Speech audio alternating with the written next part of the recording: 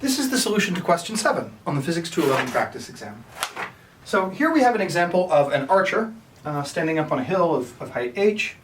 She shoots an arrow over here horizontally, moving horizontally at a speed v0 initially, but curving through the air so that when it lodges into the ground, it sticks at an angle of 45 degrees.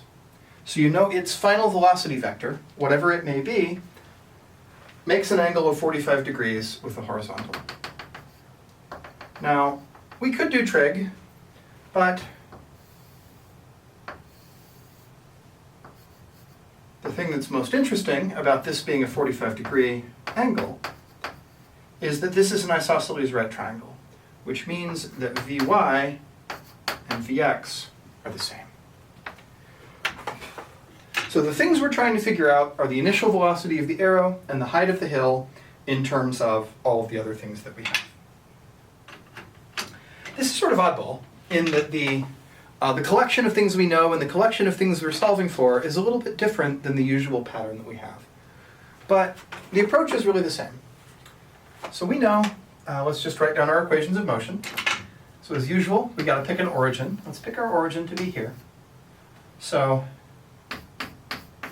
x position is a function of time. Well, it's just moving horizontally. It's just t naught t.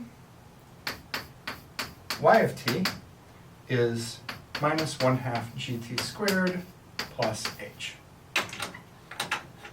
We also are going to need our velocity relations, and part A of the question prompts you to figure them out. Since there's no acceleration horizontally, Vx is just v0. The initial velocity in x is never changed. And Vy of t is minus gt. So that's part A.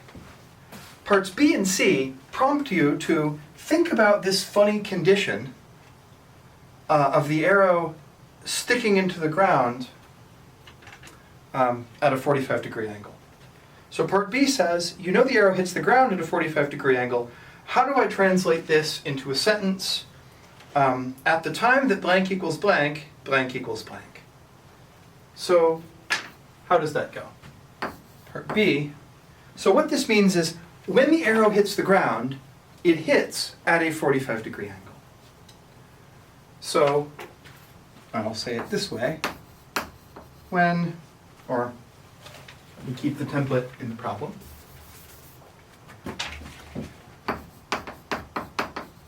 At the time that the arrow hits the ground, so it hits the ground when y equals 0, right? Because this whole thing is the line y equals 0. At the time that y equals 0,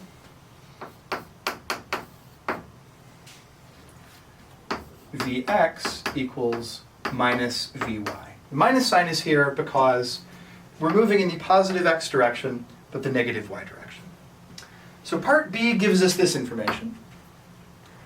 Part C, we know that it hits a distance d from the base of the hill, which I didn't label, but I will now. So part C, at the time that y equals 0, x equals d. So then part D of the question simply says, figure it out. Find h and find v0.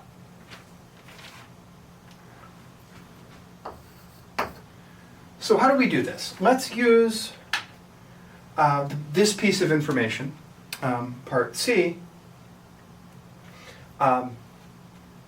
substitute in and figure out what we know.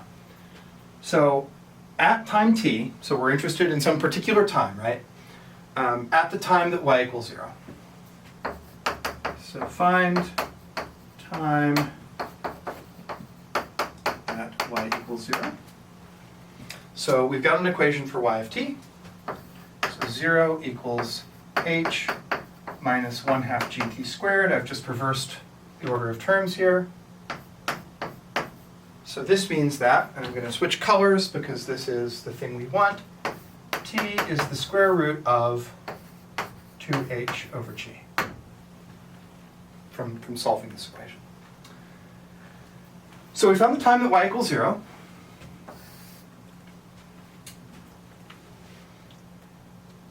And we also know x equals d at that time.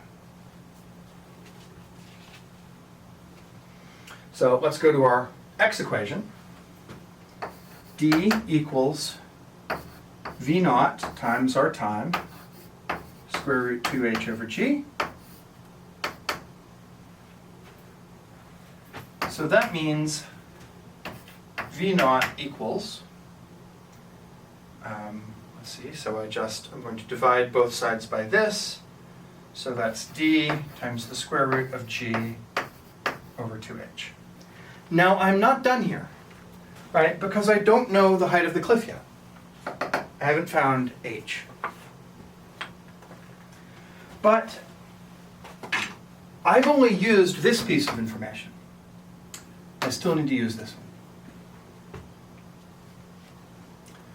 So the other piece of information I have is that at this time, at this special time I have, Vx equals minus Vy. So now let's use that. Let's write this down. So I know Vx equals minus Vy, which means V naught equals minus gt, which is, well, g times this equals g times the square root of 2h over g, which is square root 2gh.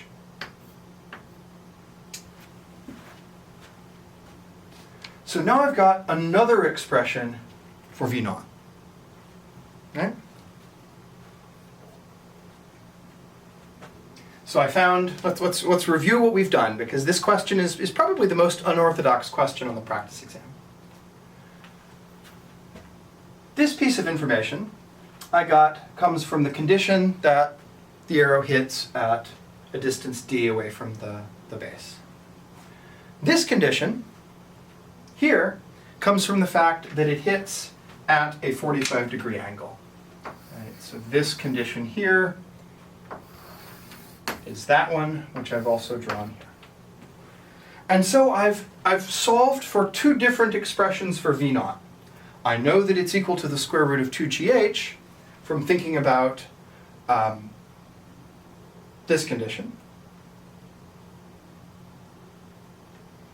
And I know that it's equal to d times the square root of g over 2h by thinking about this condition.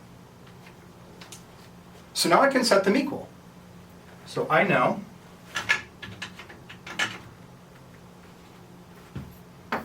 that the square root of 2gh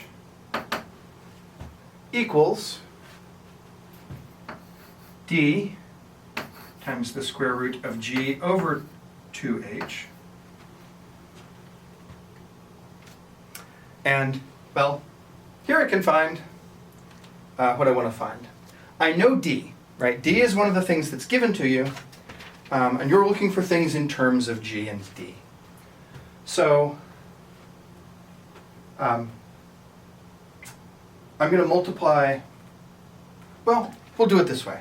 I'm going to square both sides. So I have 2gh equals d squared times g over 2h. I can cancel the g's. I'm going to multiply both sides by 2h. So this gives me 4h squared equals d squared. So, taking the square root of both sides, h equals 1/2 d. Hey, that was pretty easy. In the end, I got something super simple. And now